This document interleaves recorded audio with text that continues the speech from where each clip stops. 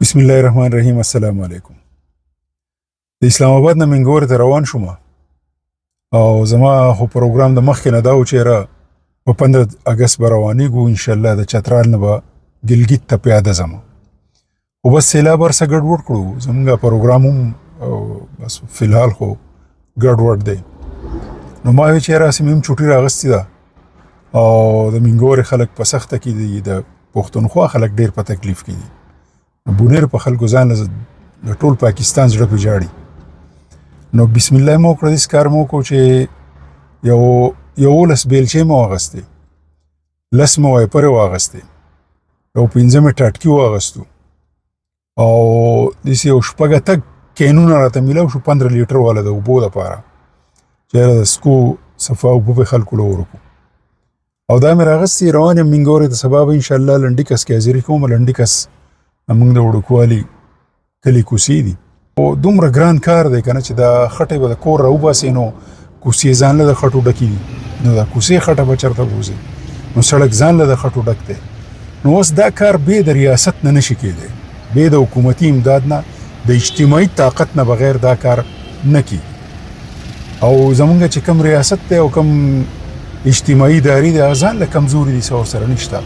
خو بیا هم په دې موقع باندې ټریکټرې، بلیډونه او د دې خټو اوچتولو انتظام پکار چې دا اوچت کو واپس دې خوړ ته وګورځو. بل ځای خو زموږ سره نشته، ځایونه خو موږ ډک کړي دي. نو بس ټولو خلکو ته مې درخواست دی کم چې د سیلاب ځپلي نه دي چې هغه سیلاب ځپلو علاقو ته لاړ شئ. دا خلک ډېر زیات ستړي شوي دي. په دې صفایي کې ورسره مدد کول غواړي. د لاسونو ضرورت دی، د لاسونو چې خلک راشي او لاس ورکړي یو بل. نو بهرحال په دې خبره تاسو ټول زمانه زیات پوهئ. او اخره کې یو بله خبره کوم. بل زما یو پوسټ کړی و چې را هغه د کشمیر او د فلسطین دپاره چې جاړي هغه جماعت اسلامي په باجوړ کې د وریجو د ویګونو باندې کړي په نظر راځي او الخدمت والا هم دوايانې او ډاکټران راوستي دي او خدمت کوي. او لوی مذهب انسانیت والا چې دي هغه هم سزا کې مصروف وي، نو مونږ خبر کوي.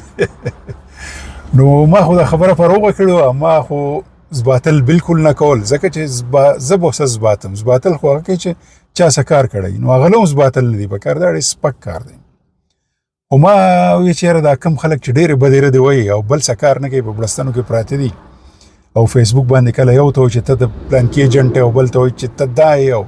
او ما چې دوی ته وایم چې یاره که تاسو راپاسئ تاسو پکې هم ډک ګلاس اخلاص وکړئ. زما په نیکنیتۍ دا خبره کړې وه او په هغې باندې بعضې ملګري ډېر زیات خفه شوي دي او ډېر زیات خفه شوي. نو زه د هغو نه معافي غواړم. زما مطلب دا نه و.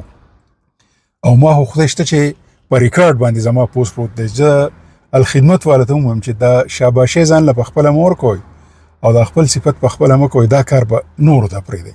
لکه الخدمت یو اجتماعي کوشش دی او د خدمت په کار کې خلکو په تاسو ټرسټ کړی، بروسې کړي ده، نو په چپه خوله خدمت کول پکار دي. ځان له شاباشۍ بل له پیغور ورکول بالکل نه دي پکار.